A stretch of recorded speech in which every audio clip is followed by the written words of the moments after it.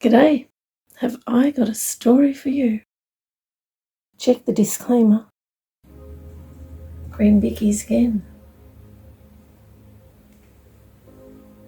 Season 1, Episode 16.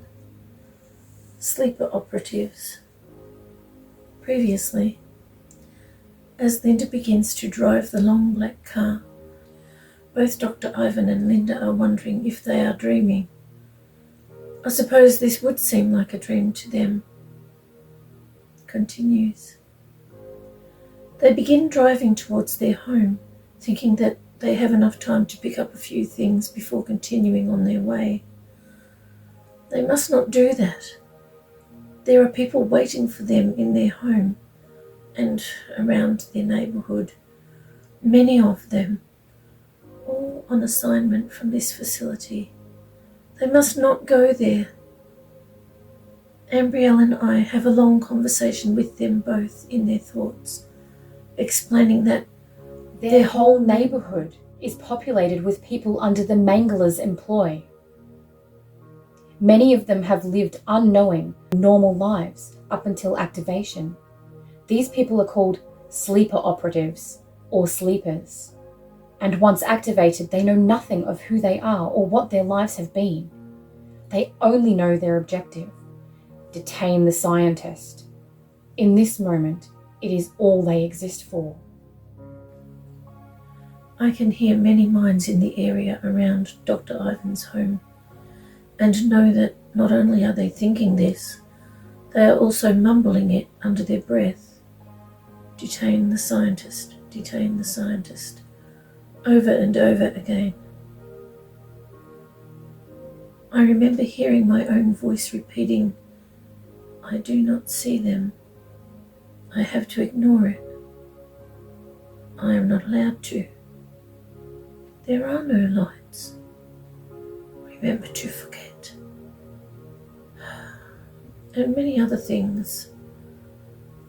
Sometimes my voice would say something once, like, "But I must not think of that. There are no stars. Take the plunge. I would rather not know." I wonder. No. I know that what they have done to me is completely different, but I wish they would just stop trying to manipulate my mind. You are not one of these sleepers. It is so upsetting when they program people this way. They have lived and are a person with a life, with relationships, with goals. Then they are activated, superseded by a program that controls everything they think and do. After this, the scientists will reactivate the reversion process until these sleepers are needed again. Reversion is a defective process, as is most of the programming these scientists use. These poor people do not return to themselves. They have their memories returned and the activation that controlled their actions removed from their minds. Well, buried. The removal process is also flawed. After this experience, they are no longer themselves. They are broken, fractured, and feel so strongly that something is wrong with them. They change their thoughts, their beliefs, their behavior, and cannot ever shake the feeling that they are wrong. I have seen this happen To many people, and I have tried unsuccessfully to help them. I circumvented what those machines were doing to them, but the scientists just kept repeating the programming until it took hold. This meant that all my efforts to outmaneuver this damaging program proved to be a waste of time. These precious people feel as though they have wasted their lives and can never quite reconnect with their family or friends. They can never get back to how it was before. I tried to speak to their thoughts, but they have no way of recognizing my input, and there seems to be no way to repair their damaged minds. Each person I tried so desperately to help, and there were many. Their families and friends would often explain away their odd behaviour. The younger people were often referred to as rebellious, uncontrollable, wayward, defiant, pessimistic, lost their vitality, and depressed. Men were referred to as having a midlife crisis, and for women it was called change of life. The older people were often thought of as melancholy for the good old days and debilitated. Some of these precious people were forcibly taken to insane asylums where more doctors and scientists experimented on them. And some were put in old folks' homes by family members, some well-meaning, but many just not. This conversation with Dr. Ivan and Linda in their thoughts seemed like it took such a long time, with Dr. Ivan also explaining what he remembers taking place in his own family when he was young. But in reality, only about 10 seconds had passed. If I had this same conversation with people who had mind abilities, would it have taken even less time? During this long thought conversation, I also did many things, connecting with other people's minds, pushing aside unusual mechanical thoughts, explaining plans so our arrangements would all line up perfectly, and there are now so many people involved, and more are added as I find them. Even though Dr. Ivan had been working in the mind control programs years ago, he had no idea there was a sleeper program. This sleeper program was put in place to control any wayward scientists and was specifically designed to be activated if any of them refused orders or tried to leave. Now for my plan for Dr. Ivan's family. I have noticed that if people think that their ideas are helping to make a plan, they are much happier with carrying it out. Sometimes some people really do have good ideas. Anyway, I include both Dr. Ivan and Linda, and they seem happy and excited to be involved. It is good for Linda to be able to input her ideas and have them valued. I can see her mind expanding, able to make her own decisions without ideas being forced upon her. When we have everything organised in our minds, I am relieved, and so are they. I agree to check back with them later when I have found out the code words to wake their children. Hopefully after that they will be able to drive out of this town with some extra passengers. Suddenly there is another connection in my mind. I immediately reciprocate, knowing that it originated in the chasm deep below. I have been aware of the rumblings beneath for some time now. I am ready for this.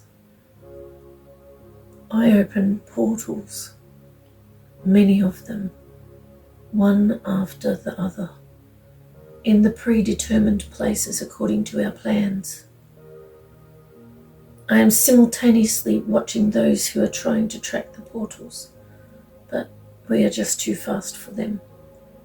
They see the entry portals, but cannot lock onto any destinations because we make sure where we put them, the area moves the moment the last person in each group is through. We make sure each one is open for 3 minutes or less, but they need closer to 5 minutes to track them. We organised this perfectly, and it is happening exactly as we planned. Elva puts me on a hospital bed in the infirmary, then stands near the door with Blas, who locked the door since we are still in lockdown. There are no scientists here. The Mangler is responsible for this. He is the one who sent Ebby and Brutus to detain them earlier. Replacements have not arrived yet, In fact, they have not even been assigned yet. The Mangler has ordered the whole room scheduled for a remodel. This means that all evidence of whatever this room was used for, and the people who worked in it, must be eradicated. Yes, they plan to murder them. It is scheduled to be set up completely different, as a new lab with new equipment and new scientists. When completed, there must be no trace left that it was ever used as an infirmary. Mangler is absolutely furious. He is behaving very pompous and starts spouting rash orders. Are you feeling superior? Are you scared that your discovery could be taken from you? He decided to remove the staff prematurely, and his choice to do that has led to all of this. His facility is being completely undermined. His prisoners are escaping. He is so angry, and he does not even know how big this really is yet. He brought all this on himself. Though little sweetheart is keeping her mind on tasks at hand, it is through her connection that I can hear Mangler's thoughts. There is no one here. Why is no one ready? This is unacceptable. I operate swiftly. These subordinates should have anticipated what is needed. There should be staff ready to take over immediately when I demand. I gave the order to detain them. I listed this room for reset. I did not prepare any other staff for this. I acted too fast. I should not be in this room. I am breaking my own rules. No one can know I made a mistake. Why didn't I think? Why didn't I think? Why didn't I think? Why didn't I think? I have delayed my own experiment. The Mangler picks up the phone, and after a moment he says, I need a medic and a psych right now. Then, I have authority over this lockdown. If I say send them at once. I expect them to come immediately. Name and rank. Tell me your name and rank right now. the person hung up the phone without telling him. Little sweetheart is right. Mangler's thoughts are so loud. Now he is thinking things like, how dare they not have staff ready for him, and they should have known exactly what has to be done. That's ridiculous. How could they know? They can't hear his thoughts.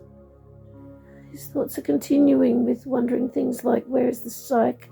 Where is the medic? They will get him what is needed. Oh, and that they will pay. He thinks he will find out who they are. Now he is asking himself, why didn't I wait to detain these doctors? I need them. I need this room. I cannot be seen breaking my own rules. No one can know.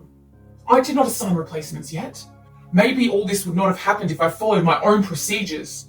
He disobeyed me. How many others will disobey me? What have I done? What have I done? What have I done? What have I done? What have I done? What have I done? I hate myself. I hate myself. I hate myself. I hate myself. I hate myself. laying still with my eyes shut is proving to be very convenient. I thought so. I need to find code words to wake up those children. I am also still talking to people's thoughts and opening portals according to our plans. I wonder if the Mangler knows the code words. Oh, yuck.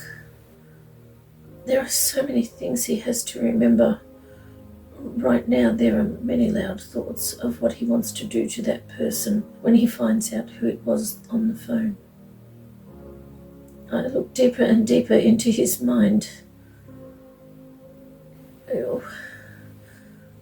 I try to ignore all the awful things, but there are so many horrific memories and ideas that he seems to delight in. Such depravity. Disgusting. Repulsive. Revolting. This is hard. I decide to try the minds of the lab assistants near the rooms where the children were in. I hear Ambrielle in my thoughts. The boy is calling me. He needs my help. I will be back later.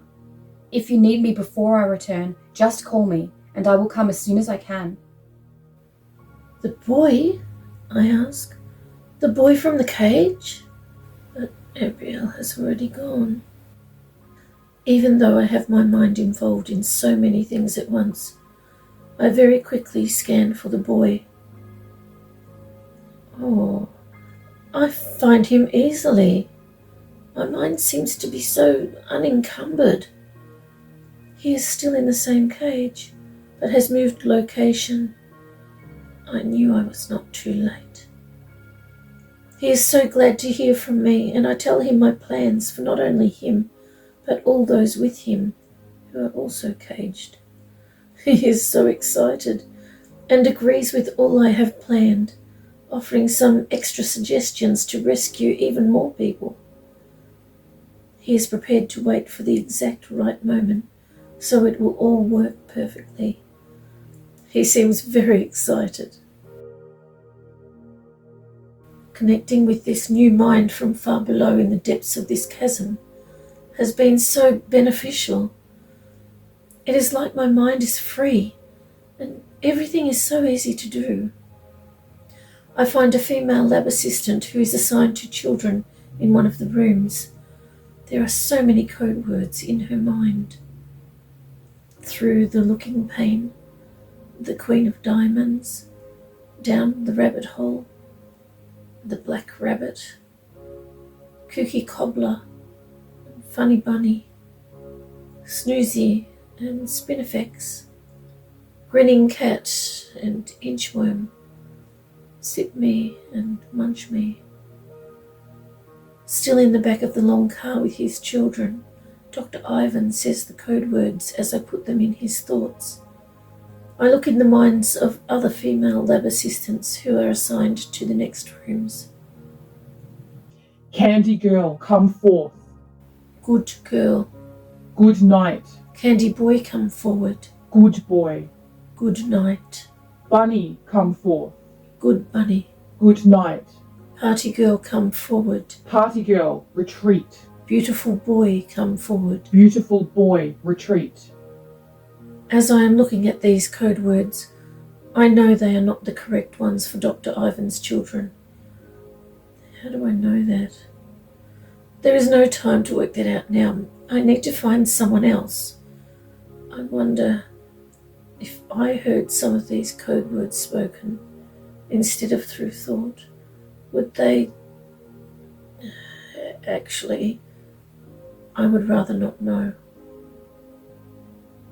Here is a lab assistant that is assigned to the room where he found his children.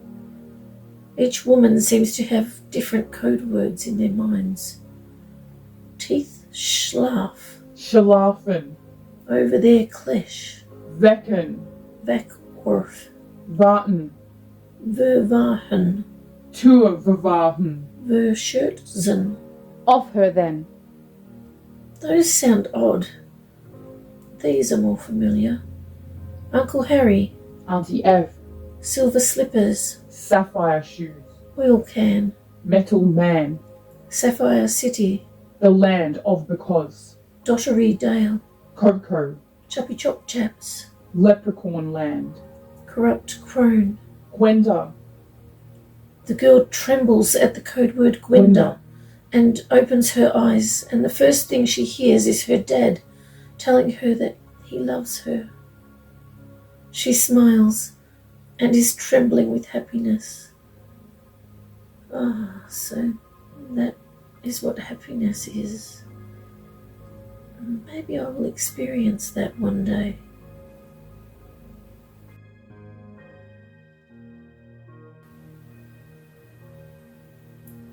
This is the first time she has heard the words, I love you. She looks up at her dad's watery eyes and says, I love you too, Dad. I give them a moment. The mangler is still seething. Where is the medic? Where is the psych I ordered here? How dare they not come immediately? Who do they think they are? They are not important. They are rubbish. They are nothing. They are only here to fulfill my needs. Everything in this facility is only here to accomplish what I choose. How dare they make me wait? They know what I am capable of. I really should have waited to detain those 3 scientists. Now I need them. I need this infirmary. It was convenient here. No one can know that I made a mistake. Why didn't I assign replacements immediately? Why did I schedule this infirmary for a remodel? I would have to find another lab here, get rid of the scientists, and schedule it for a remodel into an infirmary. Maybe all this would not have happened if I thought about it before I reacted. What have I done? I hate myself. I speak to Dr. Ivan's daughter in her thoughts while she snuggles next to her dad. She is experiencing her first hug, wishing it would never end. This girl listens and accepts everything I communicate to her. Wow. I did not expect that. I was not even sure if she would hear me. She thanks me in our thoughts and calls me a Bella. I am not a Bella, but I remember who a Bella is, I think. How does she know that name? Karina, that is her name, tells her dad that they need to wake up Kieran. In their thoughts, I suggest, Fright crow, scaredy cat, wizard of because. There is nowhere like home.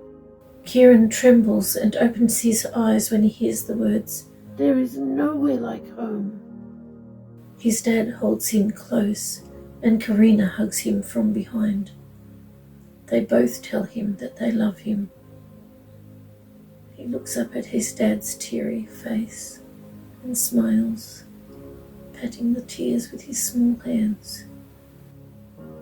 I find it amazing. It does not matter how young a child is, they understand so much more than people think. I often wondered why people only spoke to them in such high-pitched voices. I remember watching this happen to others my own age, not so long ago.